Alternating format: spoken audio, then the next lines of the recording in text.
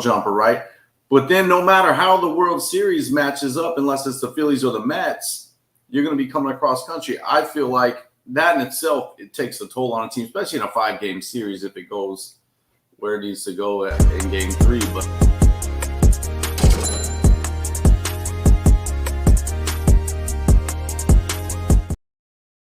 yeah, fuck me. Off and rolling on this fine Saturday morning, ladies and gents. Got the Witster, got Big E in the house full.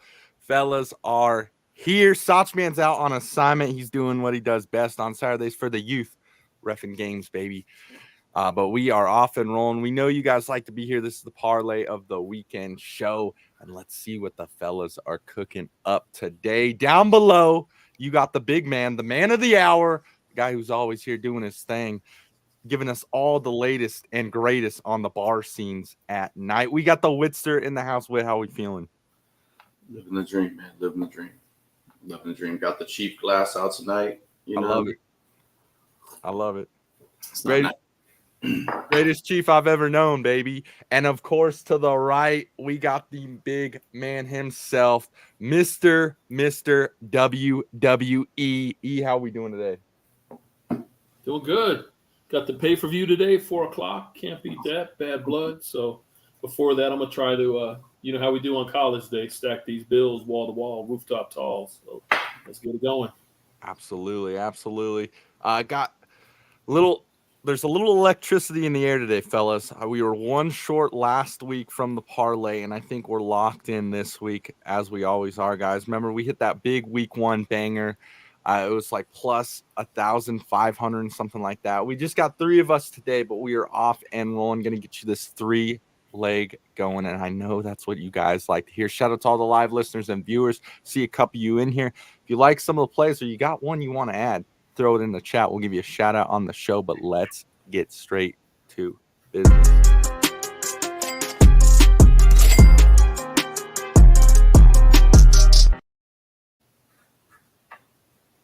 Off and rolling, ladies and gents. You know what time it is. This is the parlay of the weekend. We are off and rolling, and let's get it going. Let's start with the Witster today. Whit, how are we feeling?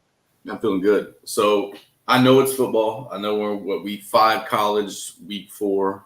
No, week 5. Yeah, week 5 here. I'm going to go, but hey, crispy clean Dodger hat, postseason kickoff tonight, 5:38, Dodger Stadium. It's time for Dodger baseball, as the late, great Vin Scully would say. And I'm going Dodgers Padres over 7.5. You got Yamamoto, you got Dylan Cease going. I think it's a 6-4 ball game if it doesn't get broken open. The Padres' highest contact rate in baseball, highest team batting average in baseball. Dylan Cease obviously threw a no-hitter early in the year. Yamamoto lacks late movement, especially on, when the weather's not warm. So I like them over total team runs, both teams combined over 7.5 at minus 115. Started out at over 8.5 at minus 105. Vegas has moved that line, so I like it. I think you'll see over 8 runs in that game combined. I absolutely love it. Love where your head's at too. Nice little late game today, guys. That's at 6:39 p.m. That's Mountain Standard Time, so that's a play you could catch today if you want to do a single. But of course, add this in the parlay. So we got this nice 3-leg coming your way. E, what you feeling, my man? What's going on? I'm actually torn, so I'm gonna flip a coin. I'll just do this. Give me New Orleans plus the 5.5 at KC. Nothing like gambling to pick your pick. Yeah. I'm going to flip a coin. Let's let it go. Fuck it, take both of them. What's the other one? My other one is Ole Miss today, minus the 9.5 at South Carolina. That was the one I was going to shoot because that's a weekly over adjustment from them getting beat upset by Kentucky last week. Yeah. Ole Miss is clearly a better team, and they'll probably win by 12 out there. But my play, I'll do them both if Sox doesn't come in with one. But I definitely like New Orleans plus that 5.5 in KC. I like that one too. That's one this week for the NFL for a single play. I was definitely looking at, especially with where they ended up last week. I think KC, there's going to be that game with the Chiefs, where they're going to end up losing and everything. Yeah, they're going to kind of slow down that one game or whatever, and they do that every year. So, and I think this might be the one. That New Orleans defense is really great. So plus 5.5, ladies and gents. 105, minus 105. You can find that right now on FanDuel. We got E locked and loaded. All right. I told the fellas, ladies and gents, I went down, some nights, sometimes when you need one, you got to go into the basement. You got to dust off everything. You find that chest. It's got 3 locks on it, 3 different keys to open it. And inside is an absolute golden hammer.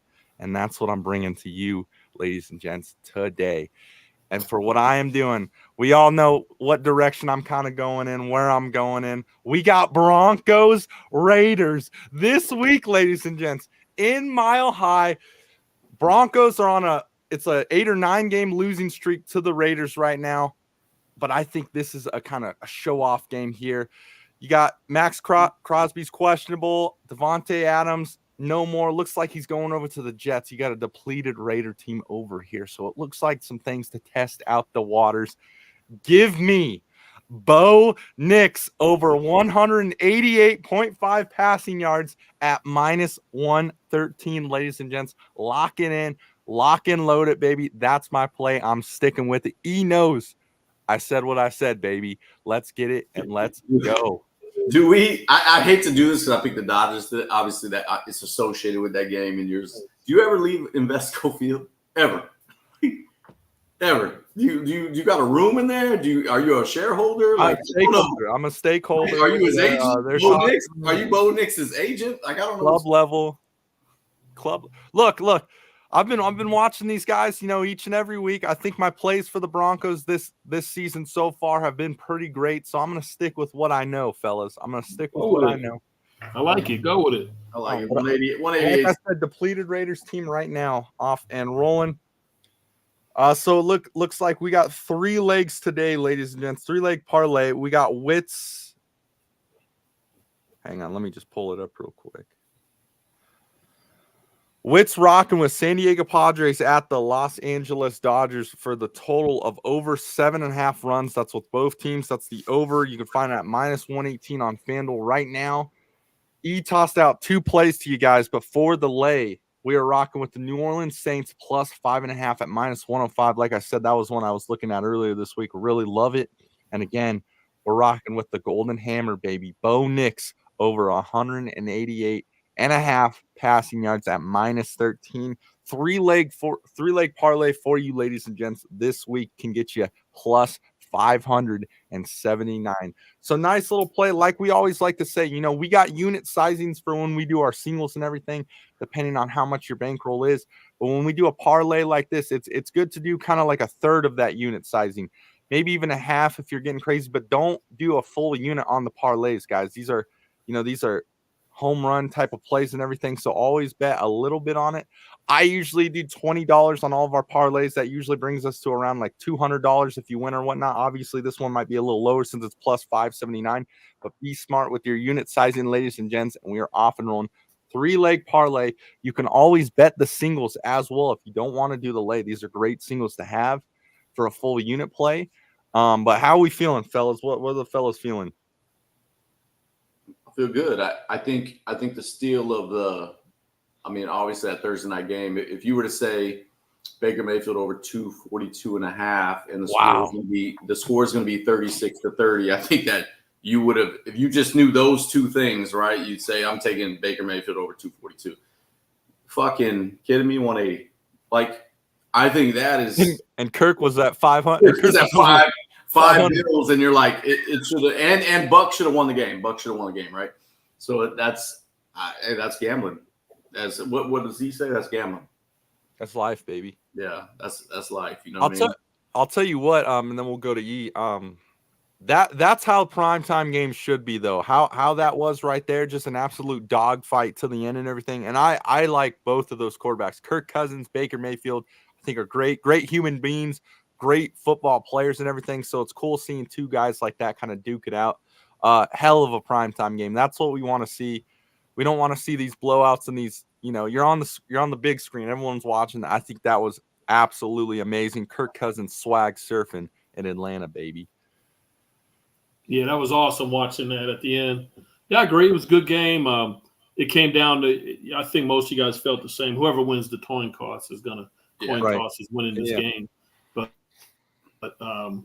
man, that was a good game. Nail biter. And you guys know I posted out there. I had Koo over 1.5 field goals, and then he misses those 2. Yeah. I was just like, this mother clucker. Just And I don't know what he wound up having, 4 or 5 anyway. So just a weird setup on his kicks. You know what I mean? Just a weird. they're more direct. Yeah. But I'd really like to see the NFL move to the college football overtime rules. I think it would enhance the game. I think it's almost like penalty kicks. I just think, I don't know what you guys think. I would just, I know it's a lot of athleticism in a small space for potentially multiple times, but man, I would love to see them go to that. I just think it's more. Yeah, give them this sucked, right? And you can see in the Tampa players, it's only week 4, but they were drained, man. They're like, come on, man, we balled out for 4 quarters and we don't even get the ball. And an injured team as well. Most of the guys are injured. Yeah, and here's the thing about any sport, and I hate to see it in any sport. I don't like the games changing in the playoffs. Like, the rules should never change, right? You should never have to shift your strategy because we're in the playoffs. NBA, they're like, oh, it's always called different. It shouldn't be, right? They should call it that way the whole year. You get to the NFL, it's like, well, if you score, they always get a chance now because of a few years. Like, you should never have to change what you're doing week 19, potentially. You know what I mean? I just wish they'd go to college rules. I honestly think both teams should get it. Like, even if you score that touchdown, each team should get one drive. Each team should, because if the first team scores, it's like, okay, like, you didn't get to see what the other team could do, really, And they had the momentum. I feel like each team should get a chance to score, and then, right? Obviously, if the first team scores a touchdown, you have to score that touchdown and everything. But I think you should both get a chance. But Falcons came up with it. Real quick, just since we got everyone on and everything, how are we feeling about this week 5? Any other games you guys are kind of curious to see and whatnot? Again, I really like the one E had with the Saints and the Chiefs. I think that's kind of a get back for the Saints, and that's one where you see the Chiefs kind of lose this one. I think the Rams Packer game is interesting. You got Green Bay -3. I think that's interesting. I think the Jets Vikings is intriguing at -2.5.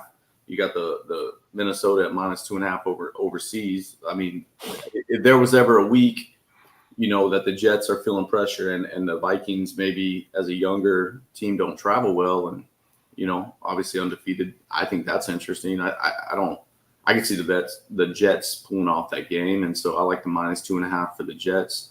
And then you have -7, the Niners over the Cardinals. I don't know that they've shown to be that, you know what I mean? And the Cardinals can definitely score. So those 3 games intrigue me. If I was betting one of them, I'd probably go. I'd probably take the Green Bay -3. I think the Rams look awful.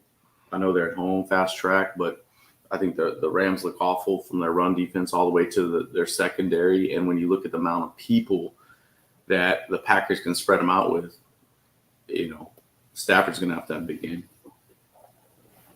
Yeah, I like that one too. I actually have a play on that. I got the San Fran at -7. I actually parlayed that like on Tuesday with Ole Miss today. Oh, wait, hold up. Shit. I was just about to comment on double stacking. Good night. Hey, scratch that pick. Yeah, you can't use that pick now, E. All right. You good? You all right? Yeah, we're safe. You've got a little bit of earthquake going on in Colorado Springs right now. Air Force Navy just kicked off, so it's shaking out here in the Springs. That was crazy. I like the Niners. Let me get back there now. Holy shit. This game means absolutely nothing, but I just like it because I like that Cleveland Washington. I just like what Washington's doing now. There's nothing to it. You got a dumpster fire going downhill, crashing into a porta potty. You got the Colts who haven't won in Jacksonville in 8 years, and then you have the Jags who haven't won a game since November. So that's just interesting to see who comes out. But Buffalo, Houston, and Cincy Baltimore, I think, should be good as well, because that has playoffs on the line, records on the line. So those will be good as well. Yeah, I think a lot of good games next or I think tomorrow. Cincy great loses, games. You can scratch them from the playoffs. Who's that? Cincy, they lose, you can scratch them from the playoffs. Yeah, they got an uphill battle This already. This is an absolute must win from Cincinnati. A divisional game, and like you guys said, I mean, if they lose, they're what 1-5. Terrible, horrible. 1-4, 1-4. Horrible, absolutely horrible. I heard an interview. Joe Burrow said he damn near needs to play pretty much perfect for them to pull this thing off. So we'll see what happens. That'll be interesting as well. I think for Sach, I know Sach ain't here, but that Cowboys Steelers game is going to be interesting. I mean, the Steelers are kind of no joke on defense and whatnot, and the Cowboys, right? Obviously they came off the win against the Giants like we all predicted and everything, but now you got a tougher team here, coaching wise too. East Jets take on the Vikings. That one's kind of interesting to me. I think this could be a get back game for the Jets too. Figure things out. Weather will probably be better. Obviously, Vikings are off and rolling, but this would be a nice win for the Jets to get if they can. And the other one, to what E was talking about, Commanders and Browns, man, for the spread being only -3 for the. You talk about a team with absolute momentum, probably a lot of pride going on and a lot of confidence. It's the Washington Commanders right now, especially with what Jaden Daniels is doing. I think all of those guys as a collective kind of built together. I saw McLaurin's pretty much telling him, you got to just throw me the ball for the win, baby. I'm going to go up and get in there. That's the confidence these guys are rolling with. Go ahead, E. I was just going to say, right, so it's not baseball, basketball where you have 80 plus games, 100 plus games. There's only 17 games. Commanders are 3-1. They win this, they're 4-1. Dallas and Philly are both struggling. No. All you got to do is front load, and you're playing the last place scheduled game because you were the last place team in that conference in the division last year. Yeah, to stack W's, and you'll be 4-1. And if the Steelers beat the Cowboys, man, I mean, it's just interesting how it's going to wind up. I know they have to play one another, but I think they might. I don't know. Yeah, and they can get a lead where it doesn't even matter when I play you if I win over, because I have enough dubs in front. So it's going to be really good. And Jaden Daniels doesn't seem to. I don't know. It doesn't seem like the transition bothered him at all. I got another a play single for you guys. I'll probably toss it out on the socials later today. You got again. And again, I know I'm always sounding like a homer here, but the Raiders have won 9 straight against the Broncos, and now you have a depleted Raiders team going into Mile High at -2.5 spread here. I think it could be a close game, but it could be a field goal game at -2.5. Why not take the Broncos here and everything? They're on somewhat of a little win streak, right? So you see there's a little confidence there. But I think now with better weather and everything, you're going to see them play a lot better with everything. So -2.5 at -120. I really like that spread here for the Broncos at home against this depleted Raiders team. A lot of things going on with the Raiders in the locker room, everything. Obviously, guys want to be traded. Raiders are doing Raider things, right? Like they just implode, man. Like every year they fucking I think it's horrible. But not to get too deep in the weeds, but for, and you guys understand this from being in the military, it's always easy to be number 2. And that was Antonio Pierce. He was the deputy, right? He was the senior. He wasn't the chief.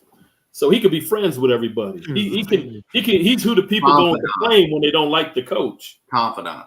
Yeah, now he's the coach. And he wanted to make those decisions. Great point. It's even easier to be number 2 when you're the confidant that wants to be number 1. Number 1, that's treason. Number 1. Some people, that's probably a strong word, but here's the deal: Raiders doing Raiders things. You couldn't have summed it up better, because the Raiders hire a guy who's like, he fits the fucking organization, right? And they swing the pendulum from McDaniel to AP, right? And I love the Raiders. I love the organization. I think football's better when they're competitive, and they fucking do it. The guy's not a head coach. He's not. Let's just be honest what he is. But the Raiders felt they needed to, reach the other side of the pendulum. It's like, go get a fucking head coach, man. You've been in chaos for how long? And the only guy that was a steady hand at the wheel was Derek Carr. And you fucking get rid of him regardless. That was the perfect guy to draft a quarterback under and let him develop. He's a man of faith. He would have done that. He would have groomed him. And you could have turned the keys over with a professional fucking coach. But instead you go and do this. And here we are again. So now the Raiders, where do they go? I'm telling you, AP, if you're a smart guy and you own that team, which I get it, Davis is not, that family is not, you fucking get rid of AP mid-season and then you go get a coach. And you don't get caught up in who fucking replaces them and how many games they won down the stretch. It's frustrating, man. Yep. But and then the only side to that is it would be the Raiders that beat Denver because everybody thinks they're imploding. Yeah. That's the Raider thing to do, right? I'm not against you, ZJ. I think you should be the favorite, but yeah, right. Who's going to be surprised if the Raiders win this game? You're like, that's the Raider. That's what the fuck they do. They fight all 6 days. They fight. Then the game comes. They kick off the ball and they win. But they let Josh Jacobs go. You know, Devontae with this fake hamstring. I don't care if he goes to the Jets, New Orleans, wherever he lands. He's playing that Sunday. All of a sudden, the hamstring's going to be better. 100%. That hamstring's going to feel no better than ever. Yeah. That next team. You know, you're just, I don't know. Crosby's got the thing too right now, though. He's kind of questionable. Yeah. Crosby's walking around in a velour sweatsuit. It's crazy. So what's your take on Devontae wanting to go to the Jets? Would you like? I just don't want it, you know. I like it with, but let me finish. Like I like it with a price, right? I got to figure out. I haven't heard what the price is. Yeah. If you have to give up, if we got to give up any young players, I don't want to do that. What about a 2-year window with Rodgers and Devontae? So what about if they give a third and a conditional like first 2 years down the road or a year down the road? I'm fine with picks. We'll give up a second. They're asking for a second. I'd give a second for him. Yeah, I would too. Because now you have somebody that can mentor Wilson. You know what I mean? And they'll probably put Mike Williams in there because you're gonna have too many receivers. But yeah, as long as it's not too crazy, right? But I don't want to lose Allen. I don't want to lose any of the young guys because that's the future. Yeah. Right. But it would be nice. It'd be crazy. It would be crazy. You're telling me you got his Rodgers quote unquote go-to guy in Devontae Adams, that true number one, and Garrett Wilson is your number two? Like that's right. But and you still got Lazard. I try to keep a real sense of it. It's not 2018. You know what I mean? It's 2024. Yeah, they were doing a lot of good things in Green Bay, but a lot of time has passed.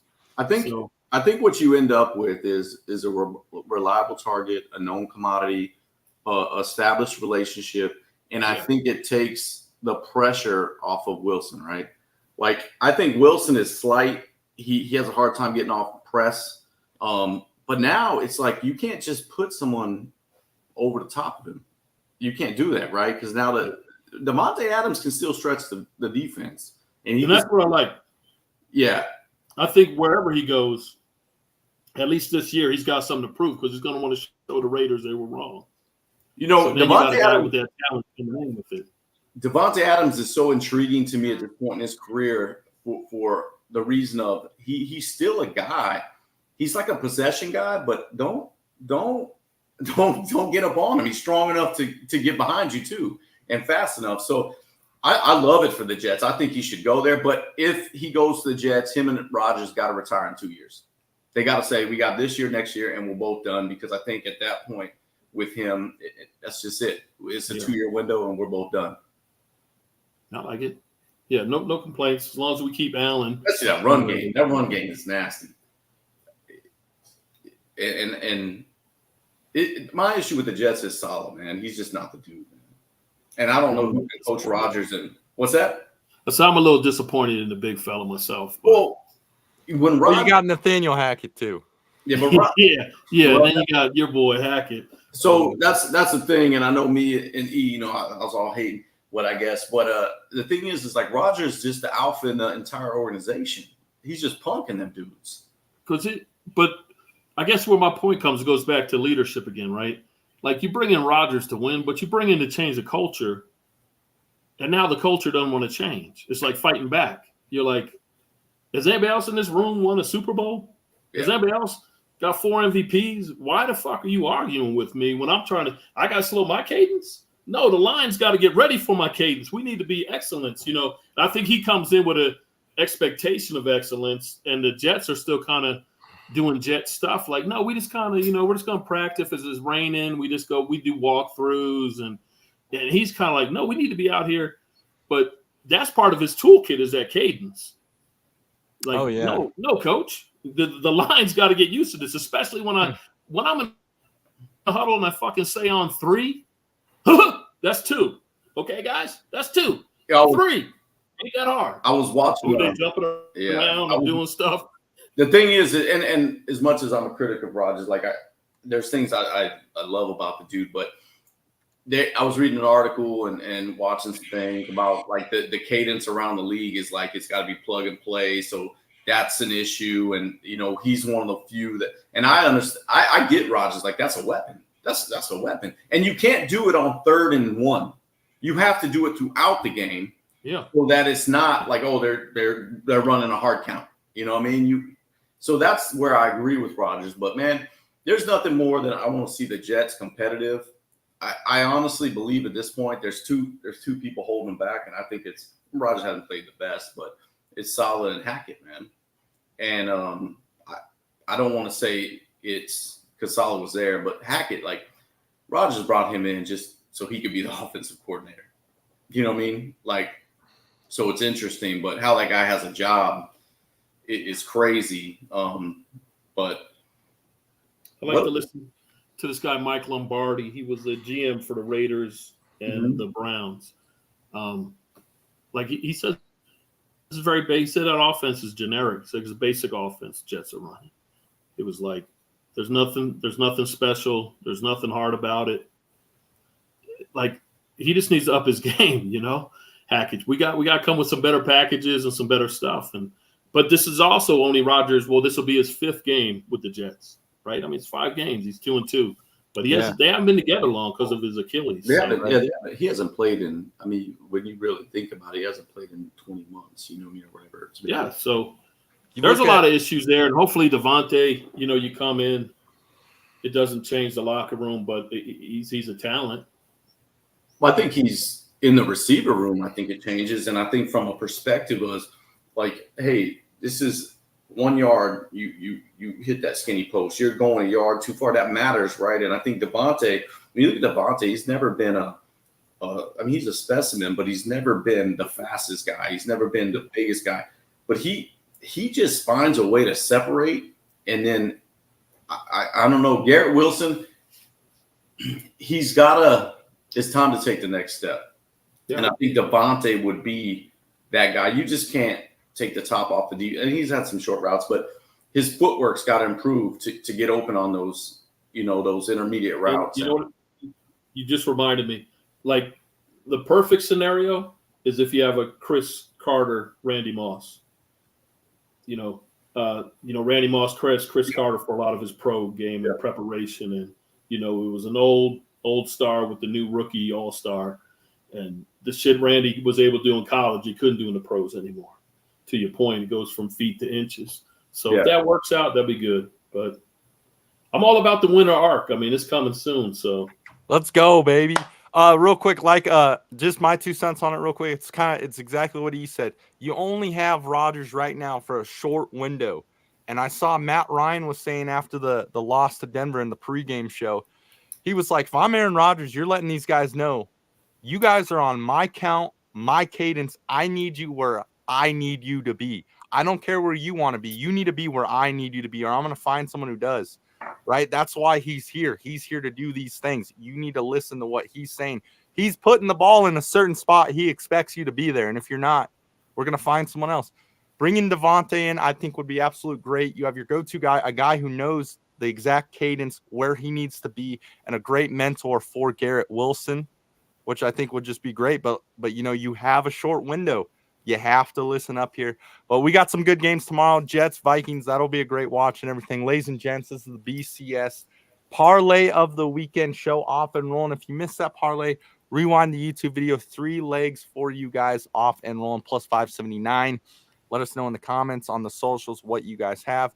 I'm sure Sach will try to get some more plays out on the socials for singles and everything. But quick around the room, like we always like to do. Appreciate all the live viewers and listeners. You guys are always great. But Whit E, any last words before we put a bow on this thing?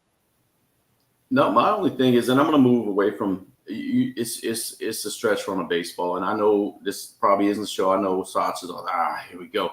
But dude, what's some meaningful baseball? What Pete Alonso? So here's a crazy stat.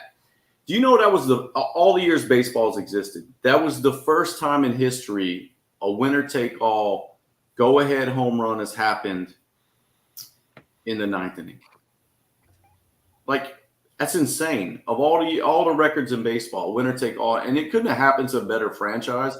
The Mets, man, they play second fiddle to the Yankees. They have their entire history. But Pete Alonso, and you look at it, he's probably a free agent. But now that he hit that home run, he's a Met for life.